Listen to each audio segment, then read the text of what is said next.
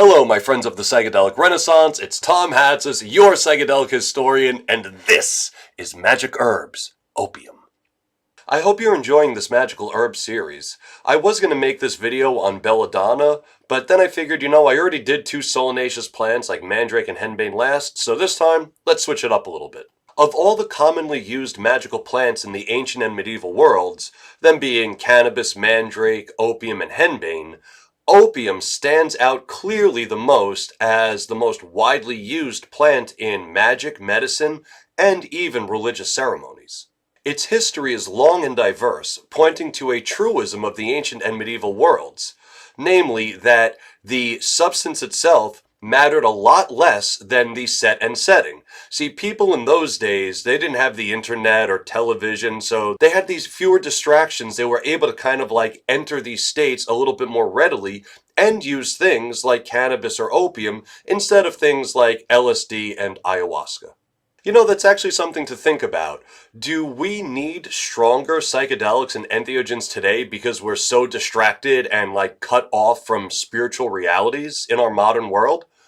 I don't know. Maybe I'll make a video about that. I don't know. Just something to think about. Today, we are experiencing an opioid crisis in the West. So for us, it's difficult to think about opium in visionary or entheogenic ways.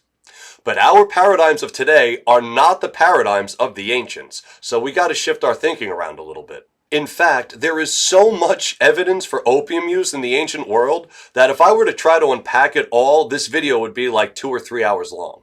So instead, I'll just give a broad overview of how opium was used, the kinds of evidences that we have, and for those interested, I would suggest if you want to take a deeper dive, check out my books, The Witch's Ointment and Psychedelic Mystery Traditions. The first written evidence we have for opium comes from an Egyptian medical treatise written about 1550 before the Common Era, where opium is recommended to give to fussy children to calm them down. However, knowledge of its ceremonial use predates the Ebers Papyrus by about 3,000 years and can be seen on this alabaster vase known as the Uruk vase that was dug up in southern Iraq. The vase features 3 tiers that likely show the sacred marriage between the goddess Inanna and the god Dumuzi. The bottom tier shows one of the earliest carvings we have for opium. Over in Greece, sometime around 700 before the Common Era, the poet Hesiod speaks of Mekone, or Opium Town. Now this was where much of the opium of the ancient Grecian world was grown.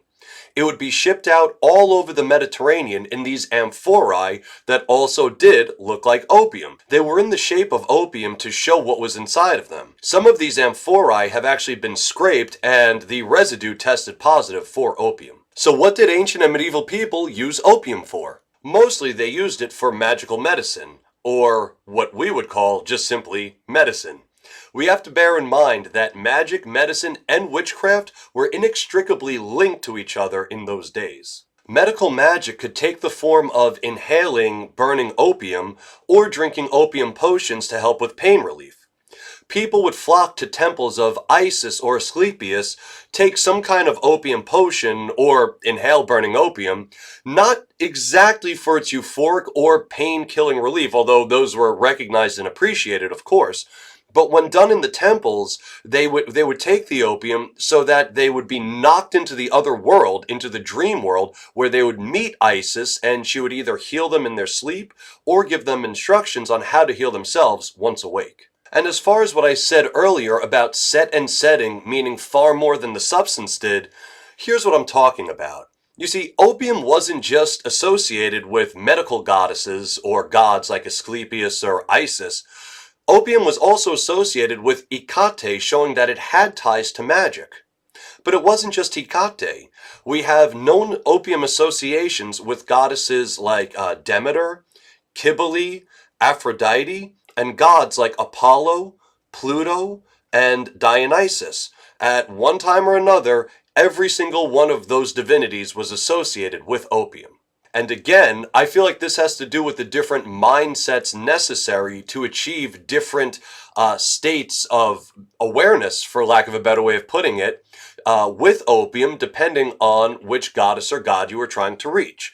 So, for example, let's say you were trying to get in on some kind of philosophical understanding, right, with opium? Well, that's the Apollo trip. What if you were using opium for sex magic, which we know was very popular in the ancient world? Well, that was the Aphrodite trip. Or what if you were using opium, you were putting opium in your wine, for example, to reach ecstatic connection with the gods? Well, that, of course, would be my personal favorite, the Dionysian trip. Oh, wait, Dionysian. Dionysian? I think you could say it either way. Shit. The point is, opium was used for all kinds of magical and medical and witchcraft and weird and ceremonial purposes. By the rise of the Christian era, opium remained a popular remedy for everything from toothache to boredom.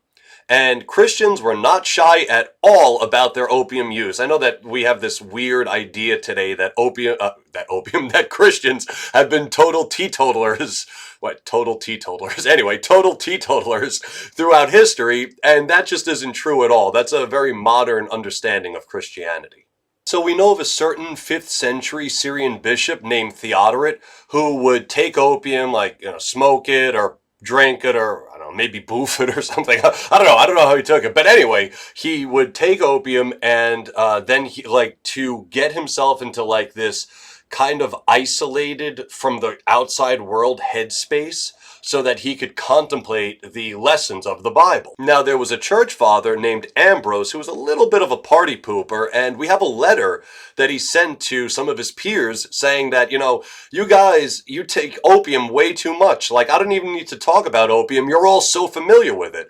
So what was happening was, just like today, unfortunately, some people have certain medical issues, and so they turn to opium or opiates or opioids or whatever, and slowly but surely they get addicted to it. Well, as it turned out, the medieval church fathers were no different.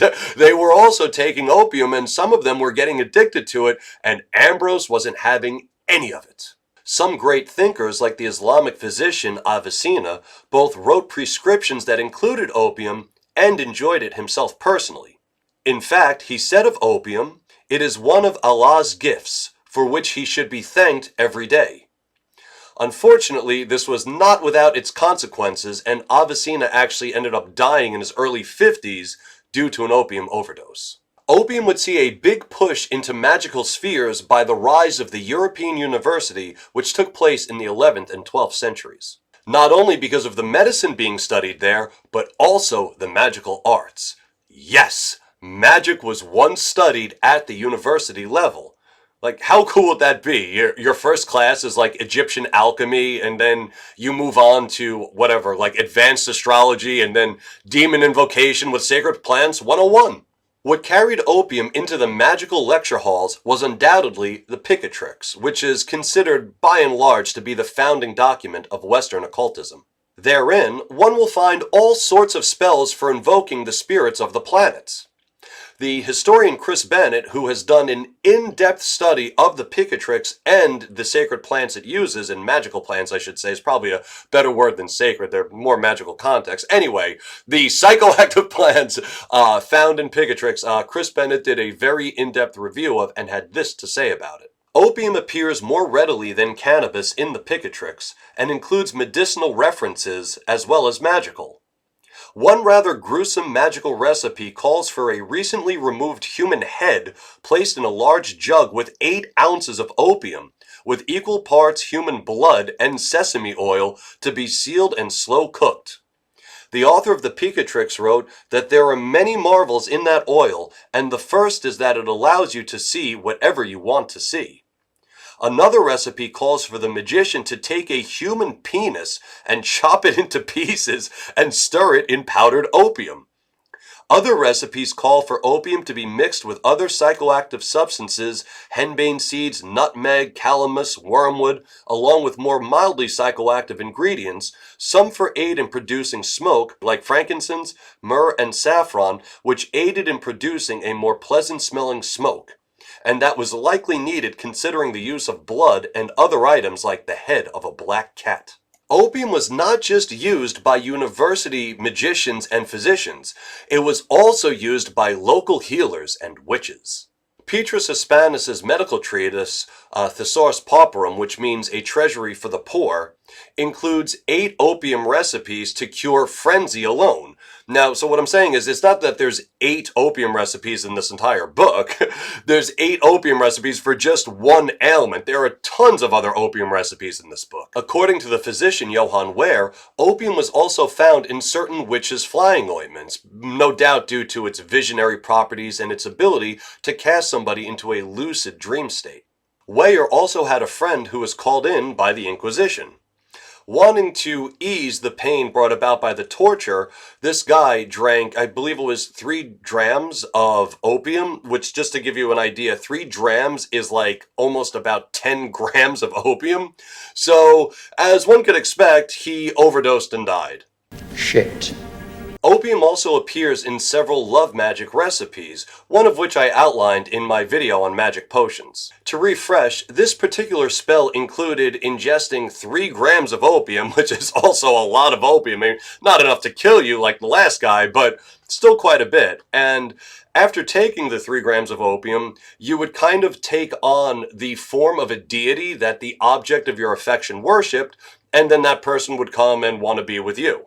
But as it turns out, some writers felt that opium should only be used in love magic by men who were, let's just say, not exactly the brightest. The writer, Cristobal Acosta, warned against intelligent men taking opium, saying that you're already smart, and you already have a big imagination, so if you take opium, it's going to increase your imagination, and then you're going to come too fast, and you're not going to please your partner, right?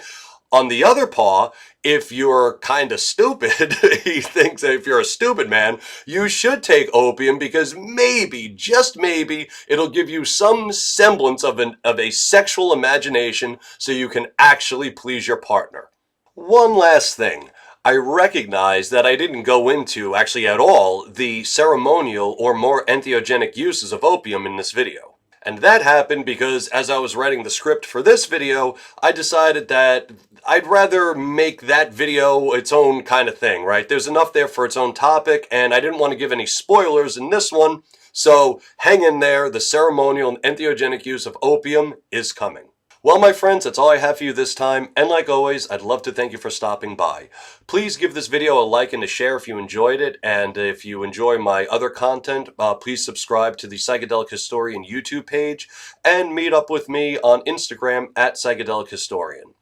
One of the reasons that I do these videos, and also specifically this magical herb series, is to show how different our paradigms are today from people of the past, and in different cultures as well, not just in different times, but in different cultures. We do have an opioid crisis in Western civilization today, and I'm not trying to make light of that.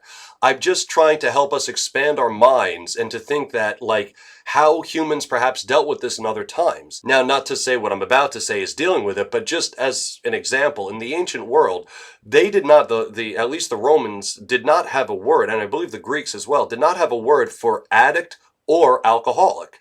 Even though we know that they were using opium, and even though they were drinking alcohol, and even though we know that they were putting opium in that alcohol, there still isn't a word for alcoholic or addict.